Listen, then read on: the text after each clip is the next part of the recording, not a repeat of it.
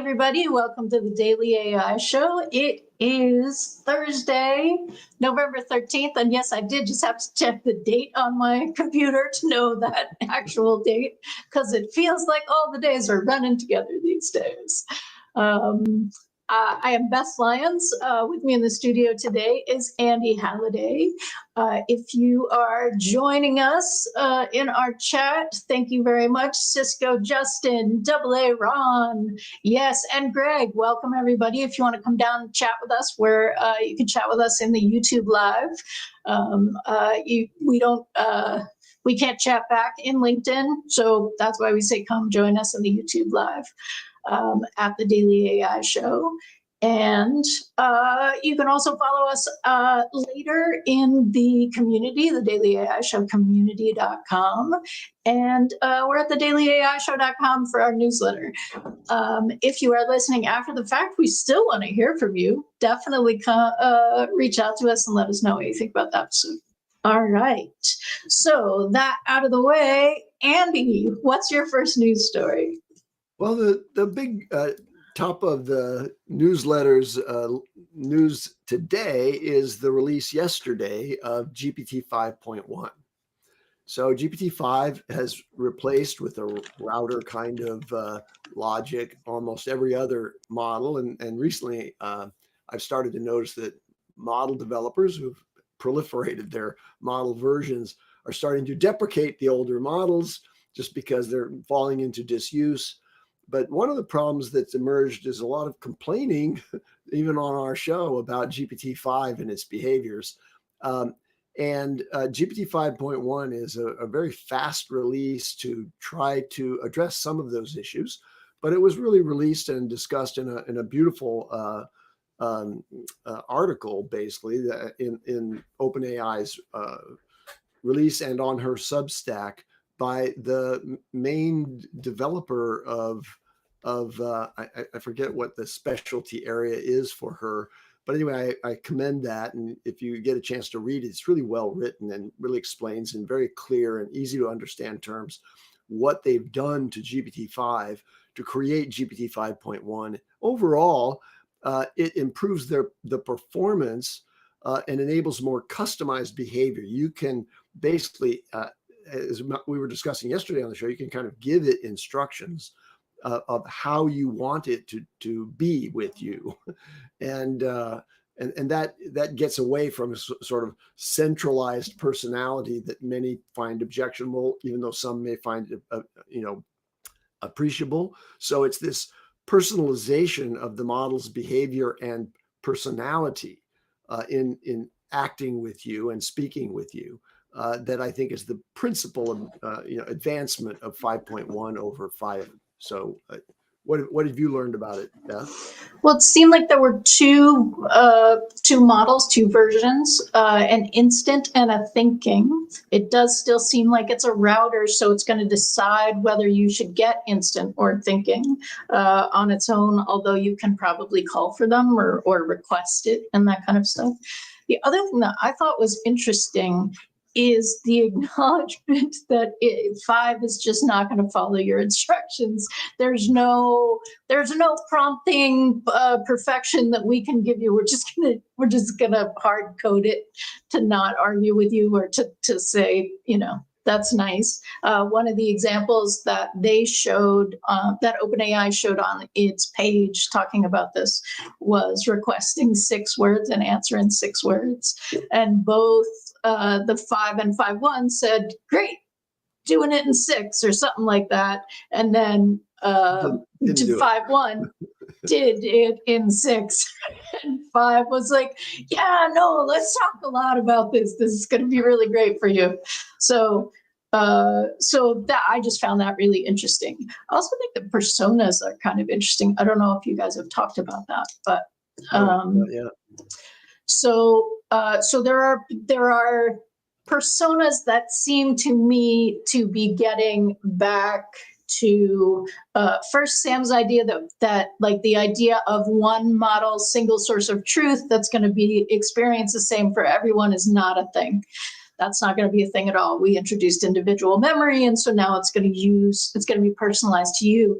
Now they've introduced personalities or personas, like professional, quirky, cynical, nerd, and those now create influence on the chats that you have with it, and that's a system-wide thing. Yeah, and you can select any one of those different. I think there's 7 or 8 personality types that are kind of available as customization of the GPT 5.1, and you can just click on one of those and change it, right? So you can, if you want the cynical one, we talked about this yesterday too, about the importance of having the AI not simply be, oh, congratulations, that was a brilliant idea, and I'm going to follow whatever you said, but instead you want something that's going to challenge and or provide counterpoints to what you're asking, and maybe even redirect your thinking about the process of the dialogue that you're having. You can select one of these more challenging personality types. I was interested in seeing cynical because I consider myself behind the scenes to be a cynical person. Anyway, I'm curious about it because I want to try what that cynical personality looks like. But it's not going to be satisfying to me if it's just sarcastic and difficult. Right. That it's not enough to do that. Cynicism actually has a value in argumentation, and so I think that's what I'm hoping that it does when you click that personality type.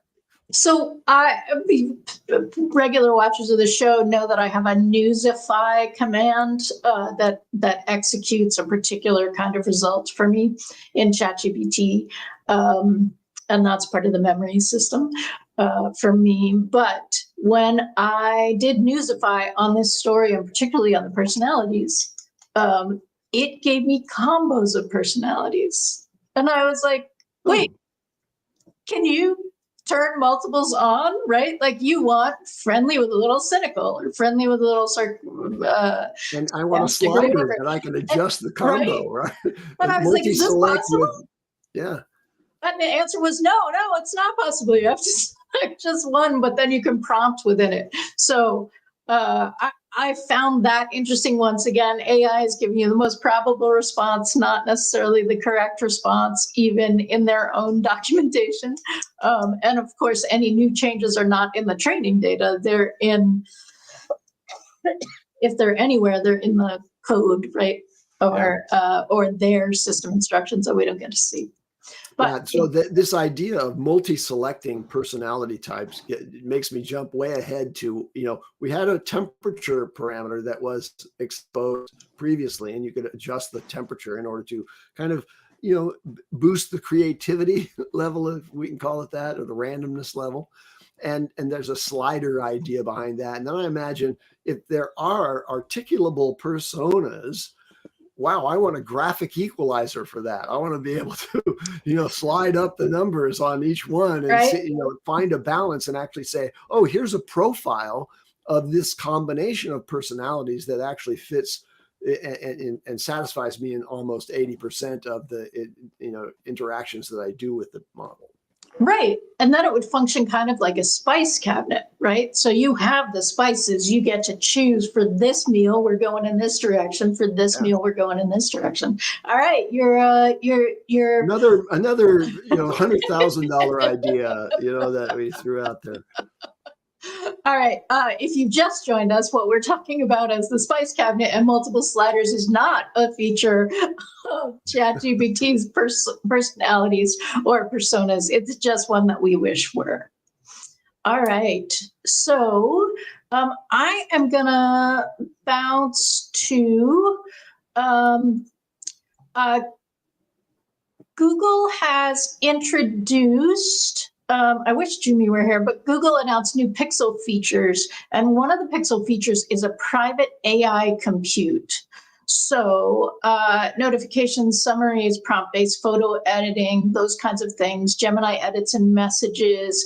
But it also introduced a private AI compute, which is a secure environment that keeps your data isolated and private when using Google's cloud-based AI models. And that sounds to me very much like Salesforce's trust layer, right? That what you have in the cloud will be used by the content, but not actually shared with the cloud function, with the AI.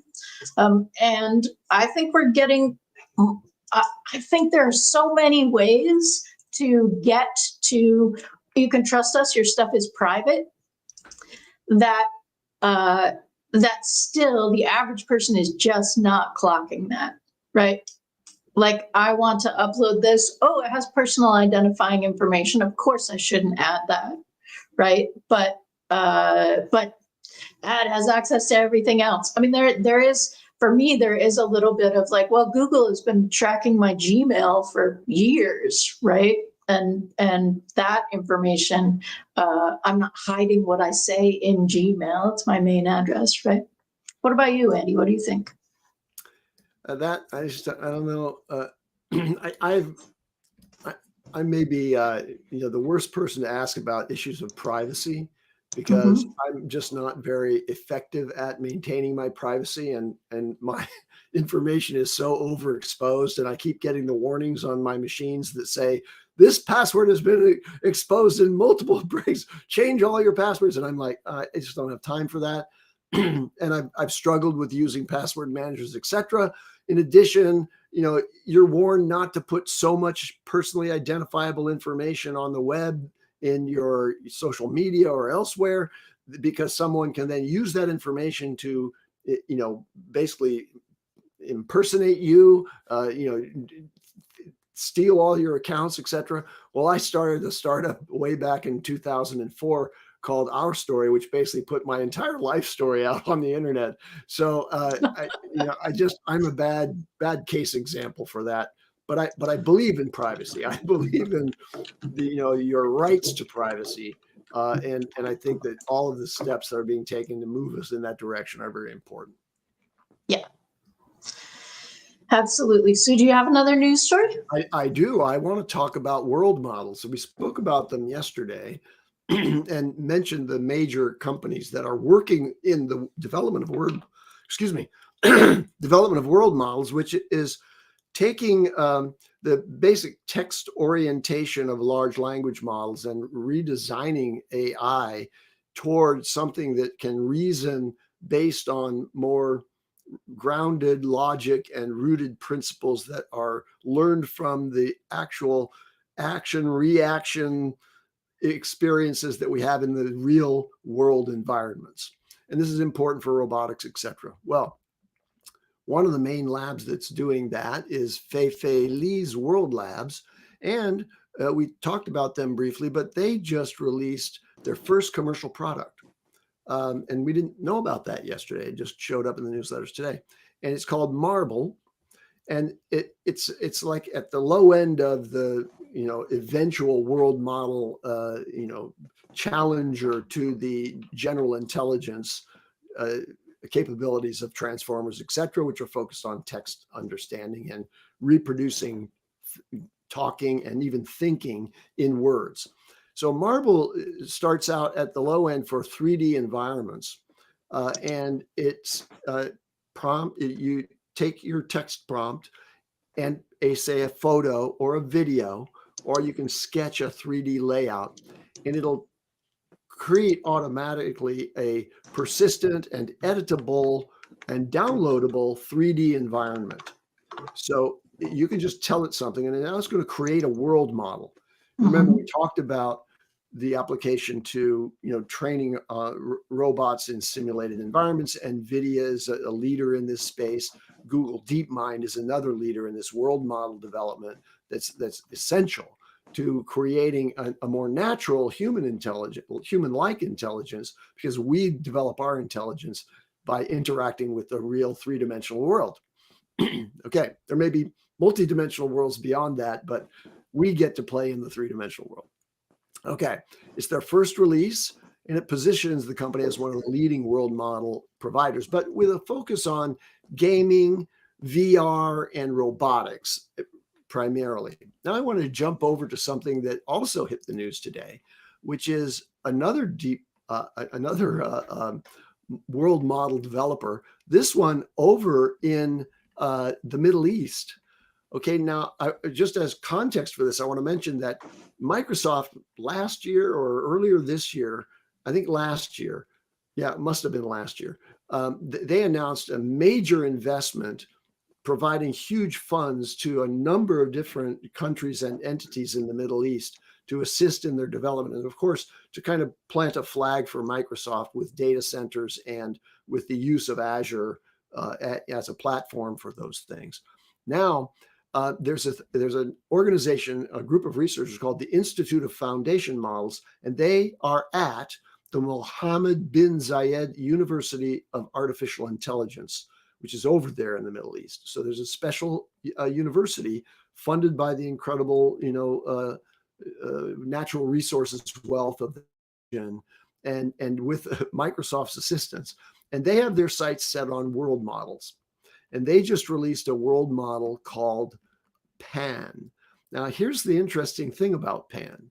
It's trained for generality rather than working in just narrow domains like, oh, here's a factory floor and we're going to create a three-dimensional world that you can actually interact with fidelity to physics, etc. Okay, it's designed to transfer its knowledge across domains by combining language, vision, and action all together into one unified space. And the structure of it separates reasoning from perception. Remember, when you're working in the world of text, the model gets tokens that are just representations of our language. But when you're working in a world model, the model is receiving a bunch of things through sensors and or simulated inputs that the sensors in the real world instantiation of a robotic embodied AI would get. And it's going to have to reason about what it's perceiving and keep that reasoning understood as separate somewhat from its reasoning in the language model. So it's going to output language, it's going to output action, and it's a vision language action model, but their PAN world model does some separation that provides a technical advantage of actually being able to observe what its reaction is to the sensor input that's either simulated or from real sensors in the real world environment. And that helps structure the model so that it doesn't drift away from real world physics through imagination, let's call it, right? The world of words and imagination and thinking isn't coupled so neatly to the regions of perception in our brains. That you can cut off all your senses and you can still have imagination. This model is being able to keep those two things separate in order to keep reasoning clear and connected. There you go. So that's model development. Yeah, Justin's saying, are we going to have a showdown with Fei-Fei Li and Jan LeCun, who pieced out on Zuck, which we talked about yesterday, right? Exactly. So there's a lot moving in this space, and it makes sense because this space is the frontier for embodied AI, right? You have to have some interaction. I will say. By the way, before we go on, I just want to say that the commentators on from the Mohammed bin Zayed University of AI said the next step that they're going to take with this pan world model is to make its model the model's imagination space or inner virtual visualization capabilities more rich and precise. So just very interesting that imagination in advanced AI is a real thing once you jump over to world models, because we don't want imagination so much in our text responses for a report that we're going to deliver to the board, but we want, unless it's about innovation, but we definitely want imagination for practice, like visualization. Think about this, and I just saw I'm a former professional skier. So I'm very interested in visualization as a practice for ski racing, where you see the racers before the race, they spend time with their glove over their eyes and going back and forth, visualizing the actual course, and that has measurable and material improvements in the actual physical performance if they Right. visualize the thing first. So you can imagine this being applied to artificial intelligence in this way, and that would allow the model to understand and render and act in with finer detail and more fidelity in the real environment. Okay, so I have two things to say to that. The first is I'm fascinated at what that training data would then do, because the Middle East, the Muslim religion, and the mosques, and math, right? We get our numbers from Arabic numerals. The way that we write our numbers are most closely aligned to Arabic numerals. And if you look at the precision, the mathematical precision of mosaic in that shape, and being able to design those that are like way old, obviously not computer based, obviously not even like, I mean, way old. That starts to make me wonder about mathematical imagination in AI, right? Yeah. That it's actually in some ways closer to the native language that AI uses in its own knowledge graphs. That's a Beth ism. So if that's wrong, that's on me. But that's where my brain is going with this. For all of you, the next place my brain is going is I dropped a link to Marvel in the chat, and I just want a heads up for people that the current pricing, there is a free tier, you can just get in and play. Standard is $20 a month, but right now, a limited offer, the first month of Pro is $1. These do not look like they are annual prices, but for $1, you get 40,000 credits, which is up to 25 world generations, and it includes commercial rights. So if that's a thing for you, go ahead and check that out. No idea how long that's going to be. All right. What else? Do you have another news story? I do. So I want to talk about data centers and the build out. We talked yesterday briefly about there being constraints like structural impediments in the construction industry to building these things out. But I wanted to talk about this new Microsoft super factory. They're going to double their data center footprint over the next couple of years. And the newest super factory is it's a whole campus of 2-story structures in Atlanta. And it's going to have hundreds of thousands of NVIDIA GPUs and dedicated high-speed interconnects and a special set of connections out to the world of the web in order to make this inference generating system available with very low latency. And here's the stats on it. It's 1 million square feet, which is a lot of square footage for our data center that covers 85 acres. Now, wow, an acre's big. Like most homes sit on 1/4 of an acre, and you can pack a lot of server blades in a 1/4 acre. But 85 acres. And of course, it has lots of other things that have to be supplied to it, including parking lots for everybody who's going to be working in that data center. But anyway, this is just an idea of the scale of the data centers that are being built out. It's not just Microsoft who's building their own set of data centers. There's many other players out there are doing that. So it's one of the major construction projects of the world. Now I wanted to talk about what those data centers, this will just take a second, what those data centers actually cost to operate. Most of these data centers are not used for training data, or training models. They're used for inference, right? So when we chat with ChatGPT, whether through Azure or directly with ChatGPT, we're calling on a data center to run the models and give us back the responses. And when you do a chat that's not a collaborative chat, my guess is, which was another feature that released just this week, which would change this model. But when you do a chat right now online with ChatGPT, you might be talking to a different data center that's running a different version of the model, slightly different version of the model that I'm talking to, right? because it takes time to, update all the models across all the data centers. So there's that difference.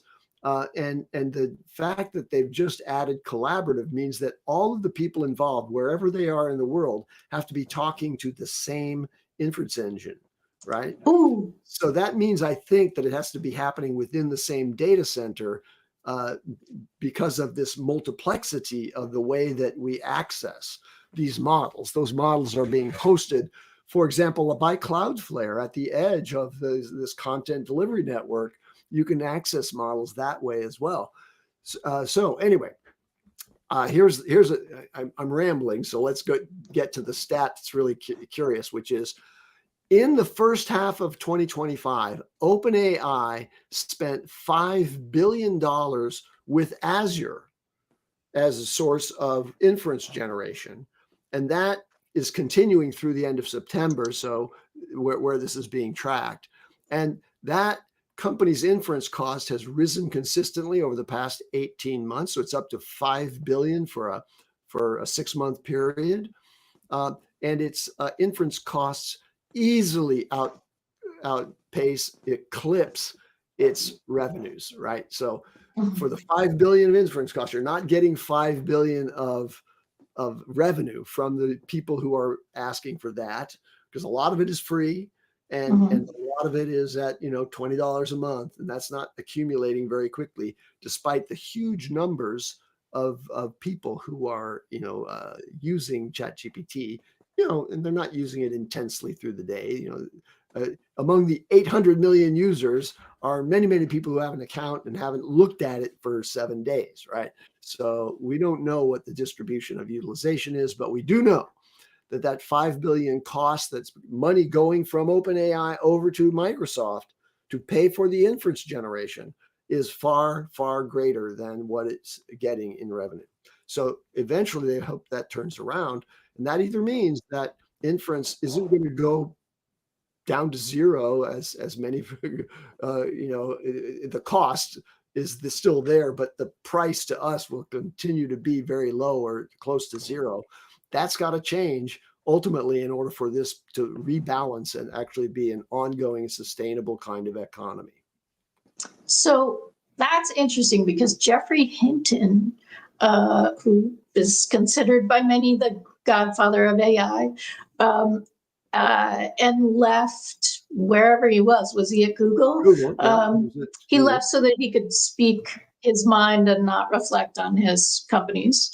Has said again, the math isn't mathing, right? Yeah. Something's got to flip. And in fact, the most likely thing to flip, and the most likely thing that makes the math is that companies can get the same value, productivity product to offer the same service with fewer people. So it has to reduce headcount in order for the math to math. But of course, the next statement of that is like, who's big?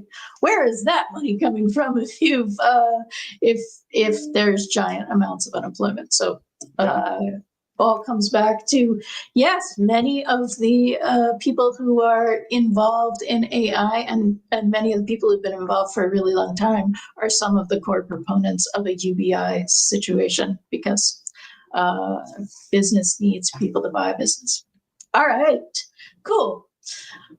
Let's move on to segment 2, unless you have one thing that you want. Sorry.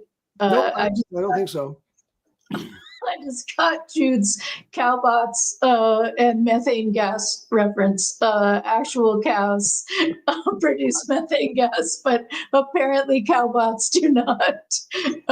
So if you have not perused our chat section, they're often way more funny than we are on the show, and going on the kind of tangents that we wish we could, but we cannot. Stop trying to get me, Jude and Justin. Thank you very much. Okay. So what we're going to talk about in segment 2 is digital twins, and it's actually really great that Andy is here with me having this conversation. I was at the She Leads AI virtual conference this weekend, and one of the speakers Cindy Coons of Future Labs did a presentation about digital twins, and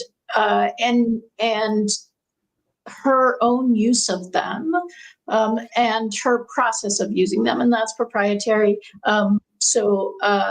Also, what I'm referencing is Paul Reitzer's co-CEO GPT, which is available if you go to smarterx.com and look for the webinar. You have to give your email, I believe, but then you can see his whole co-CEO as a custom GPT. There's a demo one for you to try, but if you watch the webinar, you can see his whole process.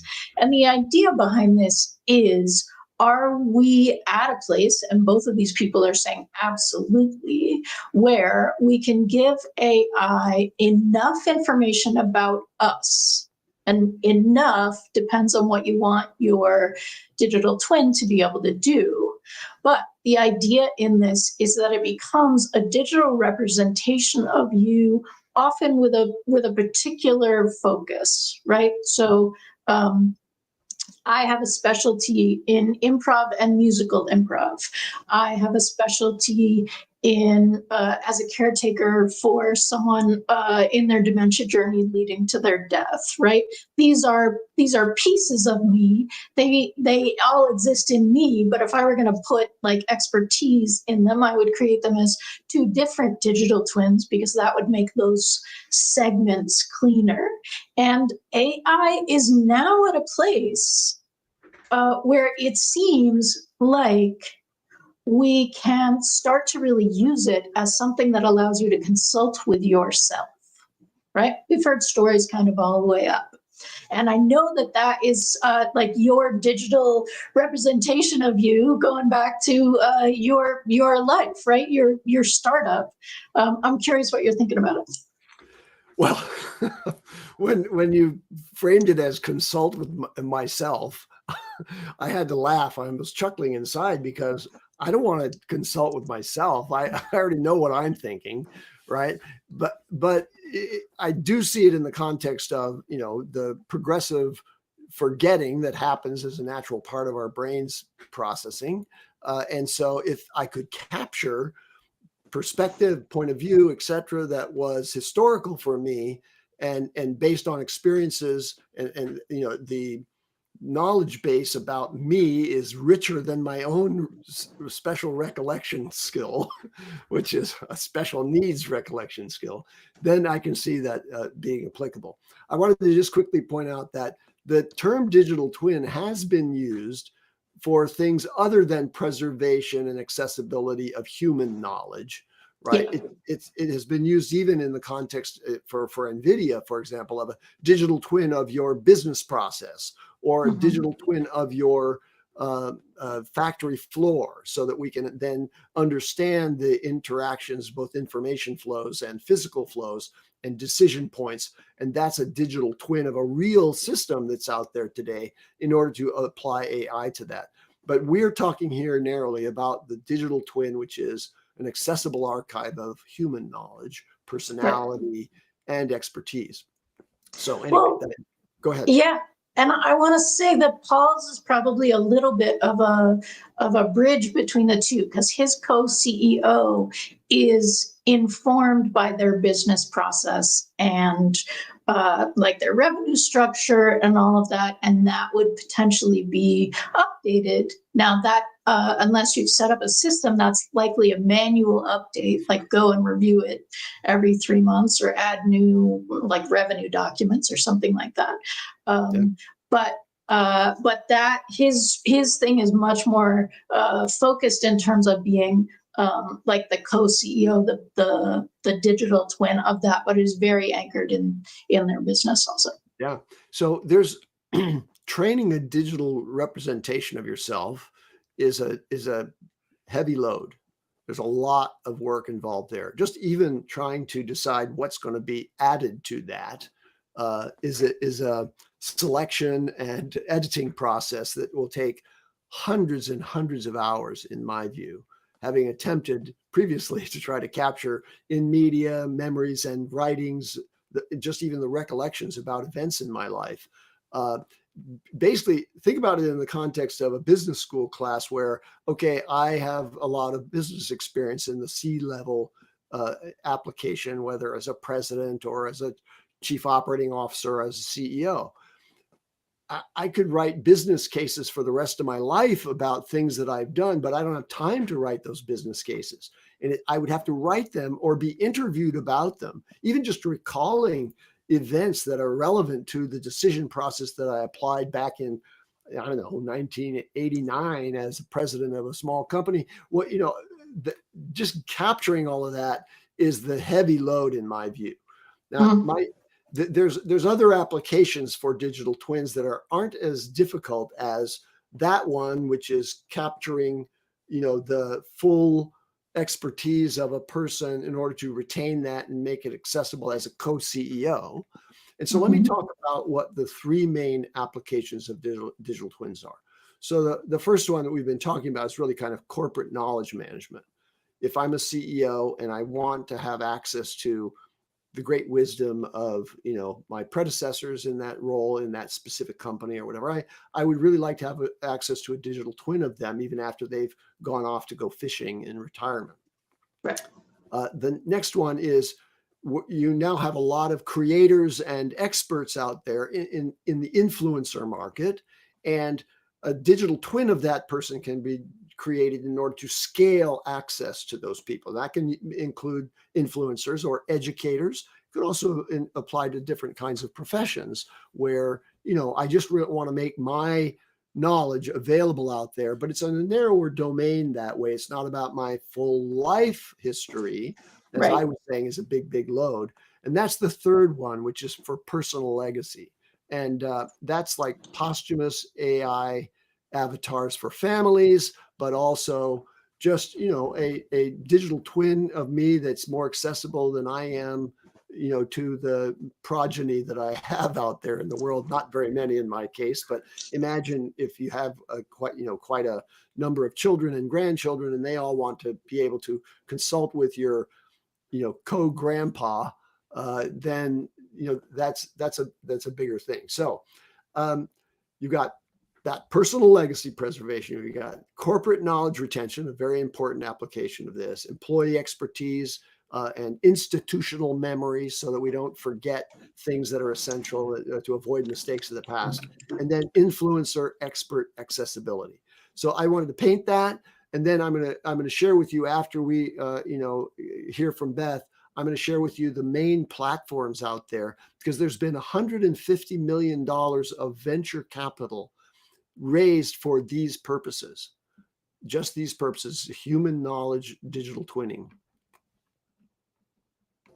Absolutely. And I think that part of what Andy is referring to is the distance between the MVP and like the highest level of function and possibility in this.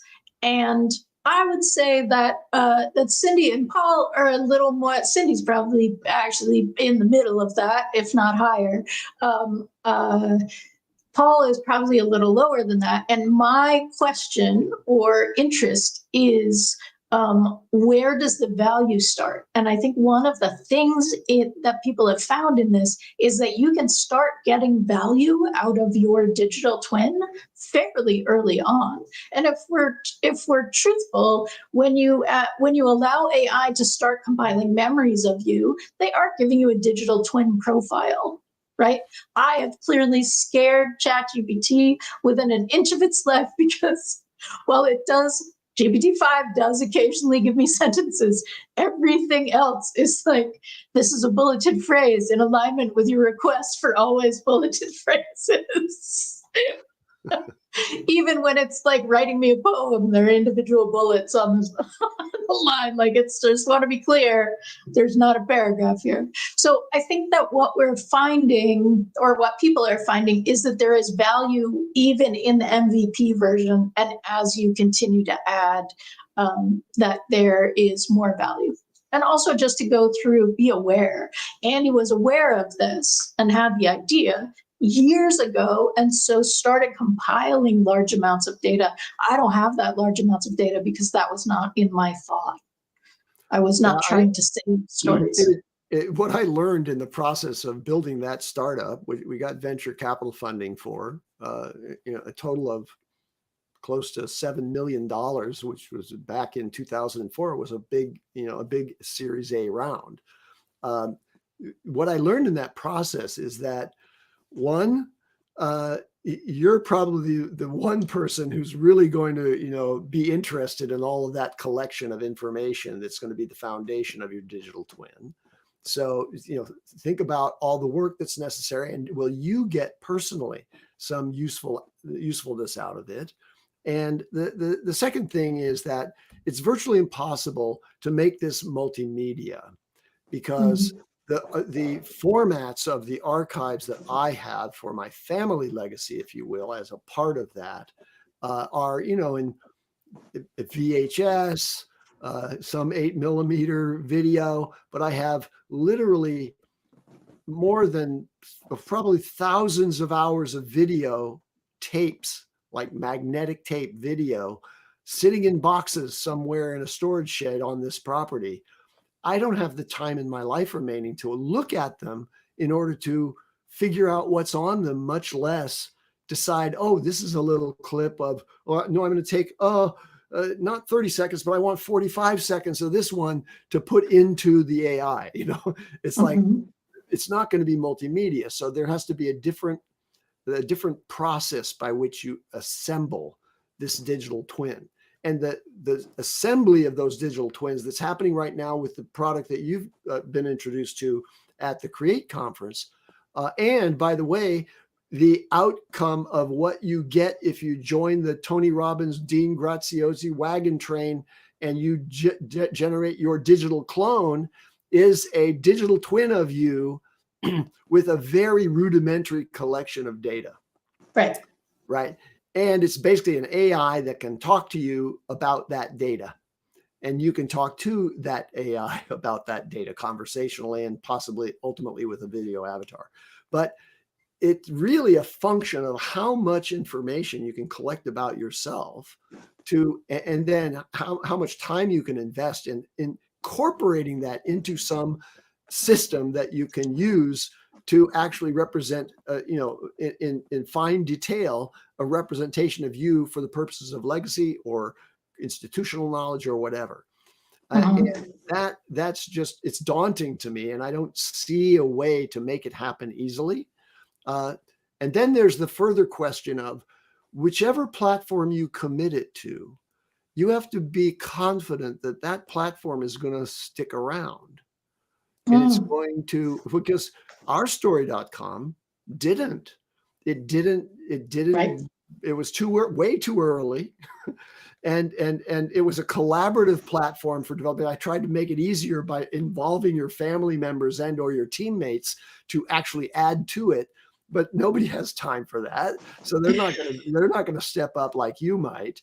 And as a result, it just didn't have the economic sustainability to be the people who actually did invest thousands and thousands of hours to build their profile in ourstory.com.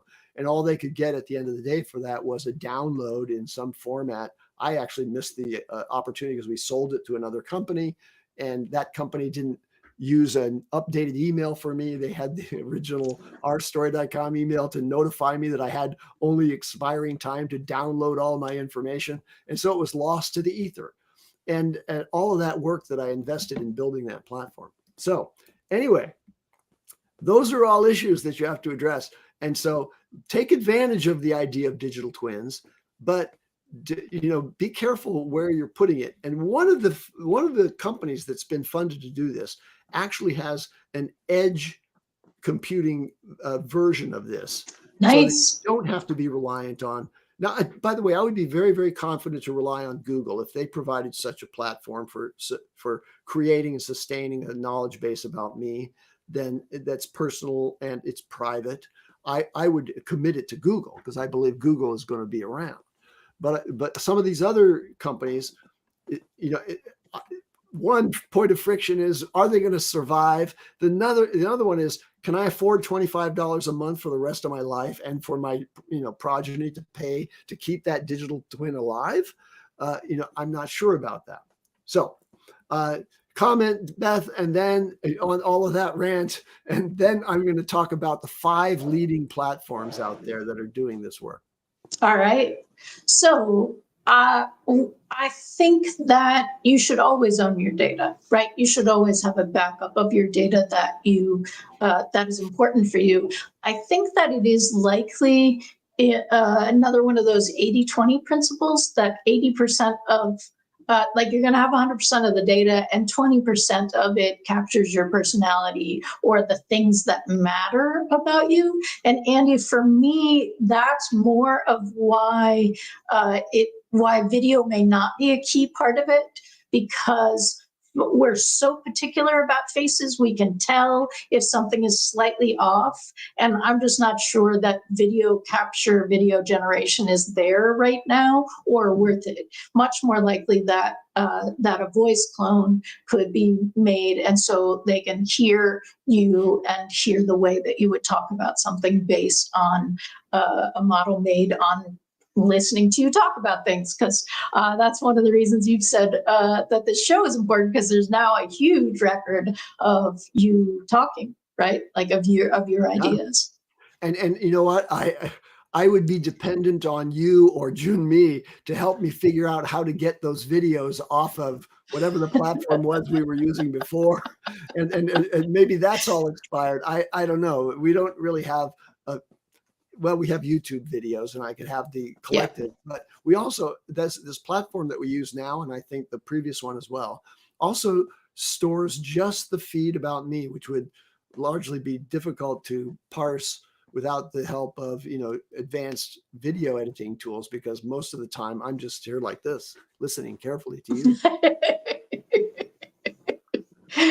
Yeah, and those feeds get deleted. So I think we'd be in a situation where we're parsing, but it is a really good point, because that is another example of needing to make choices based on capacity. And if you're making a commitment to store all of the stuff, that's more than 25.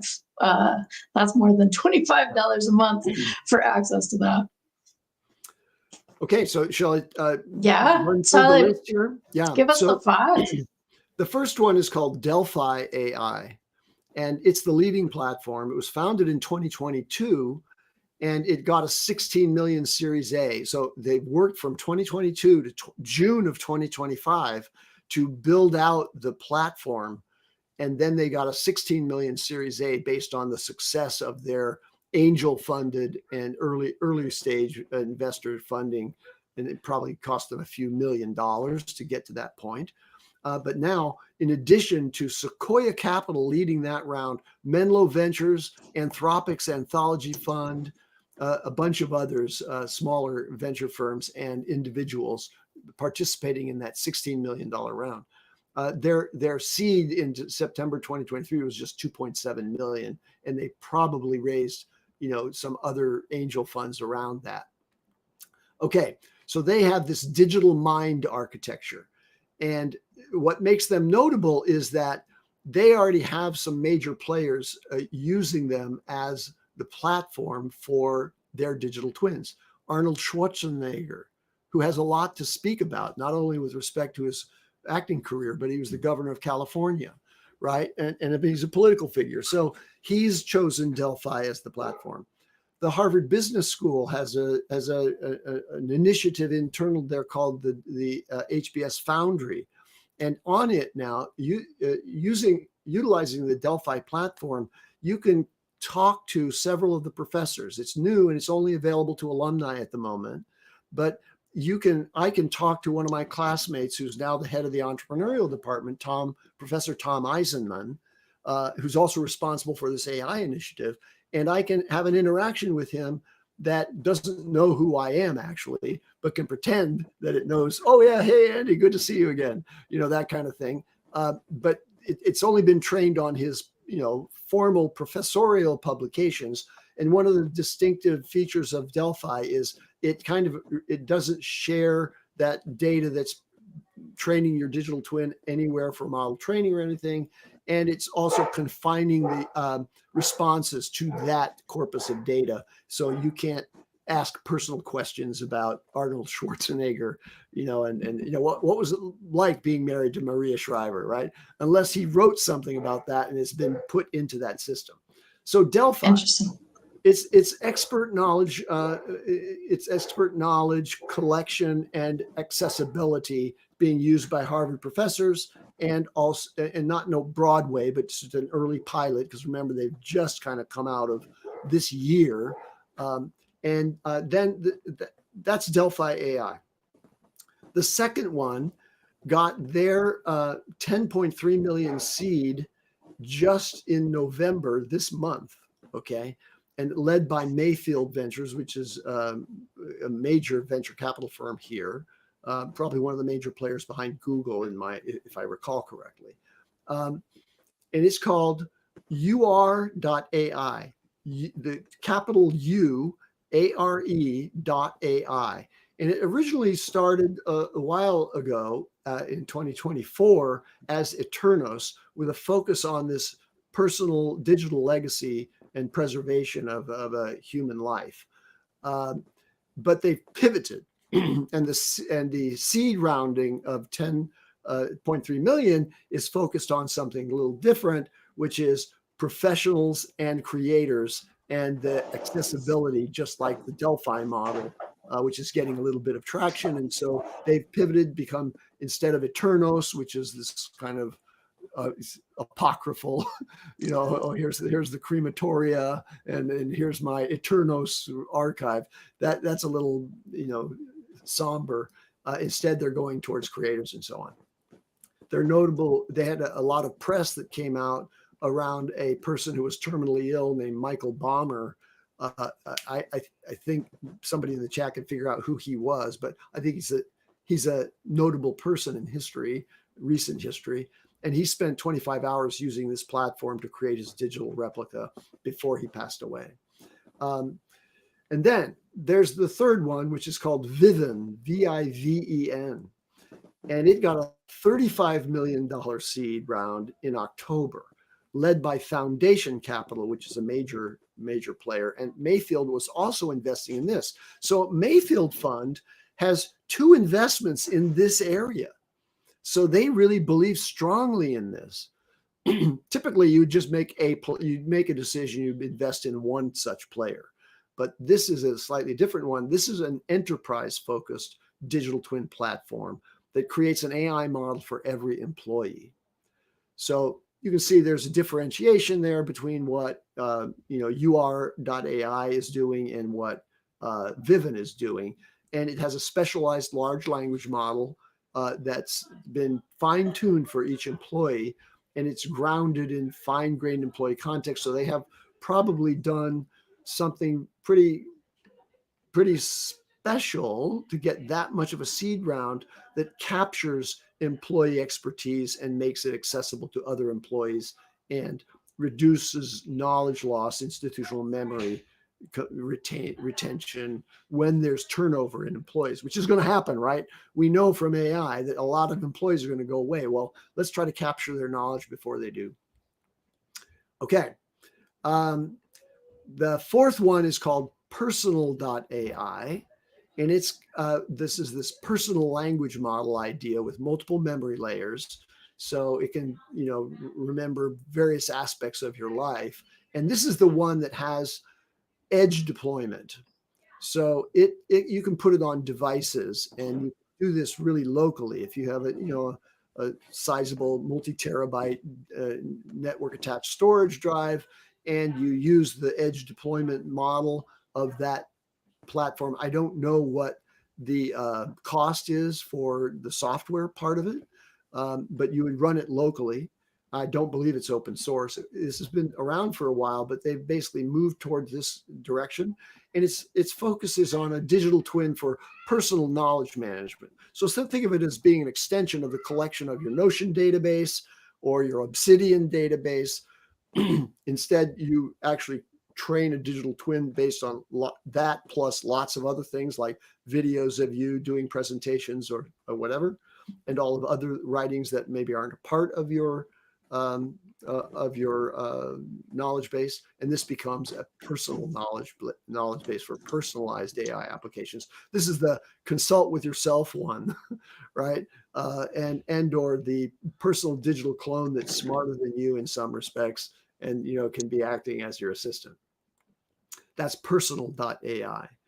And then the last one I'll mention is called mindbank.ai, which is pretty, they have a, and I don't know what these lower ones on the list, that they don't reference any funding. So they could be just very small startups that I haven't played with and I don't know much about. But this one had a key feature that I think is really important, which is you bank on your mind is their trademarked expression. And it has a shareable link for each digital twin that you create. So you can create multiple on this platform. It can create that digital twin from just 2 minutes of video of yourself. So it's apparently focused on, a video avatar of you. And here's the feature that I thought was interesting, which is an AI interviewer for continuous knowledge capture. Remember how I said that it's a big, heavy load for you to sit there and try to figure out what you're going to put into this thing. But if you could break this down into a continuous interaction with an AI agent that's objective is to solicit and record the memories and recollections that you find instrumental around any topic that becomes present, then that's a process you could sustain. I can do that for the rest of my life. I don't know that I'll ever find time without interruption to do anything like the project that would be required to do that otherwise. So those are the major players out there that are doing this. And then there's also other ideas of digital twins where you could build a digital twin of yourself on character.ai, or you could build a digital twin of yourself on Replica, right? Which was one of those. So there's other players, but the ones that are going after the sort of the main three target areas that we see for digital twins are these 5 that I could find. Absolutely. And I do think that outside of those, because those are real business use cases, right? Like, obviously, you're getting millions of dollars in seed rounds because that's ultimately going to become a lucrative business, and and knowledge capture has been a problem with retirement and attrition and those sorts of things for eons, right? Like, so that has always been something that ideally could be solved, and these are great options. I do think there is also, I just want to say again, I do think there is value in creating thoughts outside yourself. Like, essentially, your digital twin at some point could become the journal that talks back to you. Right? You're journaling your ideas, you're writing it all out, and that starts to become something that can be trained on that particular segment of your thought processes. Ron, Ron in our chat was talking about his 3 years of journaling in terms of business expansion as a real knowledge source that he's looking at transcribing. So lots of possibilities here, lots of thoughts. The one thing that we haven't said that I do know is effective for Paul Reitzer in his co-CEO is that sometimes when people are not ready to talk to him or he's not available, go ahead and have a conversation with the co-CEO. Right? Like, hey, just quick, what might Paul's thoughts be on this? Or if I give this to Paul, is this the format he wants it in? Right? Like, there are values in also just having like this system that's functioning like you that other people can interact with, and there are coaches that do that. There was someone, and I'm sorry, I can't remember who it was now, that I was hearing talk about, we'll talk about it tomorrow. Anne Murphy was talking about it because There's someone who is an expert maybe in business development or getting seed rounds. This could be a lucrative thing for you too, Andy. But they have a digital representation of themselves, and you can ask questions. First three are free, and then you're asked to pay a small amount because knowledge she worked hard to get that knowledge. Here you go. And it was still way more beneficial for the people to be able to ask, share their deck or whatever that system was, than actually getting actual time with this person, which would cost much more. Anyway, thanks for hanging with us. Yes, another show that we thought was going to be short, but is not. Here we go. Thanks. You can find us at thedailyAIshow.com. Connect with our newsletter. Go hop in, talk in our Slack, thedailyAIshowcommunity.com. We will be back tomorrow with Anne Murphy. And I believe Andy is not here, but Brian might be. I'm called away tomorrow, so I will not be here tomorrow. All right. Brian should be back, and maybe Karl. So hope you'll be back with us too. And until then, all right, have a good day. Oh, nope. All right. You can't I leave. do not have the end. Yes. You're just this is the way we end the show now. We're gonna get out of the show, then I'm gonna come back in. Maybe it'll give me an end option. Here we go. Aloha. Bye.